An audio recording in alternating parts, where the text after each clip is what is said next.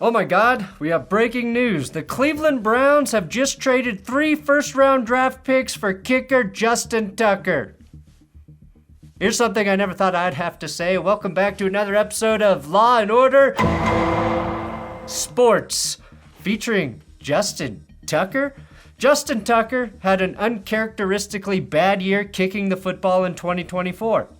We wondered if maybe he had simply gotten old, if he'd lost his form. But something else entirely may have been going on. Was it the unfathomable weight of a guilty conscience causing his kicks to go outside of the uprights? Now, before I get to the allegations about Tucker, here's a statement from Justin Tucker that he posted to social media. It is long, it has many words, but he and his lawyers are adamant that Justin has done nothing wrong, and I want to present this at the very beginning of the episode to ensure I represent both sides of this story, and to cover my ass legally. I will give you a warning, this episode contains graphic details about these accusations. I gotta read through some of them. I'll try to be respectful, but I'm just giving you a warning. We gotta talk about it. All right, Justin Tucker's been accused of inappropriate behavior at 4 high-end spas and wellness centers in the Baltimore area between 2012 and 2016.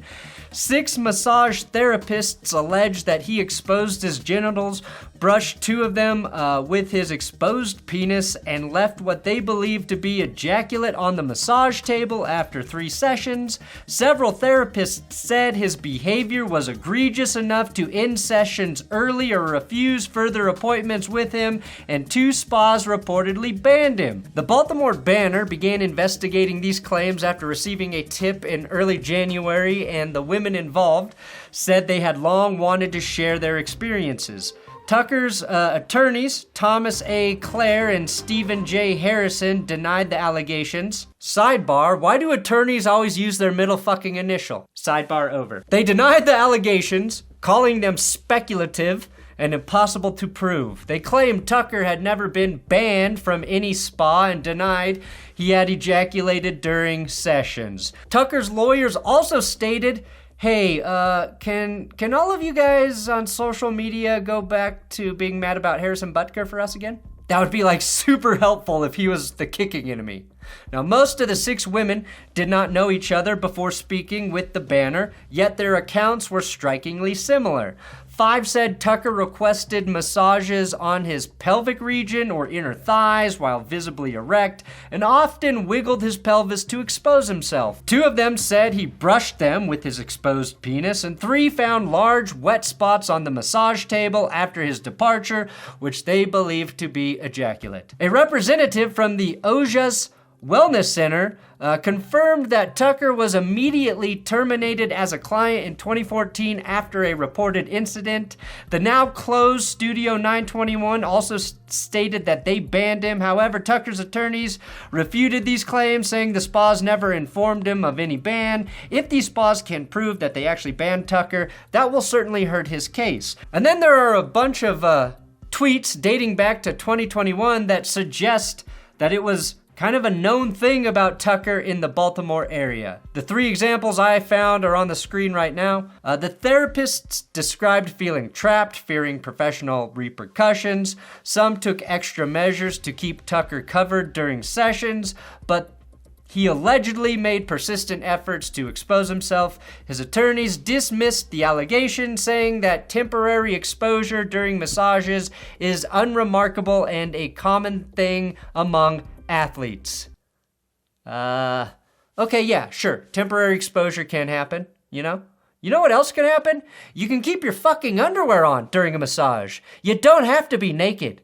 Attorney Michael Belsky, who represents the 4 massage therapists, stated that their stories were consistent and highly troubling. None of the women filed police reports, and legal experts noted that potential charges like indecent exposure or battery would be difficult to prosecute given the statute of limitations and legal standards. Tucker could still, of course, face a suspension from the NFL. Tucker responded again with his own statement, calling the allegations unequivocally false. I do like that nobody ever says, no, I didn't do that. No, that's not true. They always say unequivocally false, which is something none of us ever say in our day-to-day vernacular, is it? The NFL is aware of the story, and in fact, when pressed, an official spokesman for the league eventually said, hey, do you guys actually want to talk about our bad officiating for a little bit instead? We are certainly very far away from a resolution to this, I do know that. We do know that the NFL suspended Deshaun Watson for 11 games for his massage misconduct.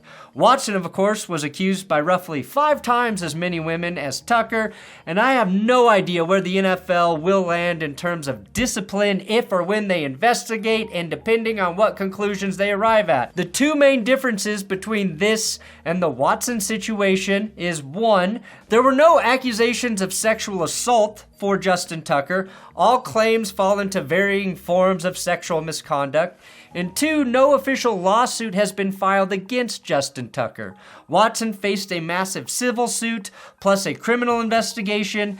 These are allegations coming to light via the Baltimore Banner article. Again, attorney Michael Belsky, who represents 4 of the women, could pursue a civil suit.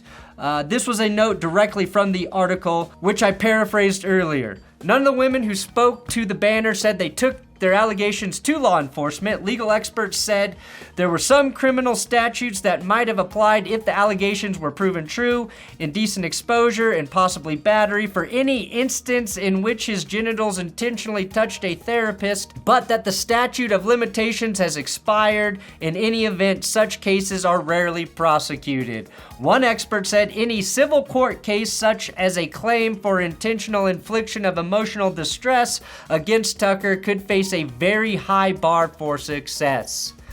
One of the giveaways that Tucker had ejaculated on the massage table was that he did this every time he climaxed. The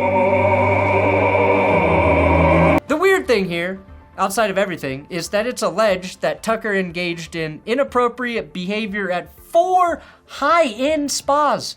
Justin, you don't go to high-end spas for that kind of treatment. I'd also like to advise current NFL players to only get treatment from men. Massages from men. I think it moved. Or you know what? Just get one of those giant massage chairs from the Sharper Image. And if your groin hurts, massage it yourself. Take a hot bath, or just fucking deal with it. If the NFL eventually finds enough evidence and they decide to punish Justin Tucker, it would be easy for the Ravens to move on from him. Not because none of his money is guaranteed, but because he's a fucking kicker. Which apparently he made sure the masseuses knew, showing up in full Ravens gear like he was Russell Wilson dressed head to toe in his pads in a press conference. According to a Denver media guy, Ben Albright, this story is very true.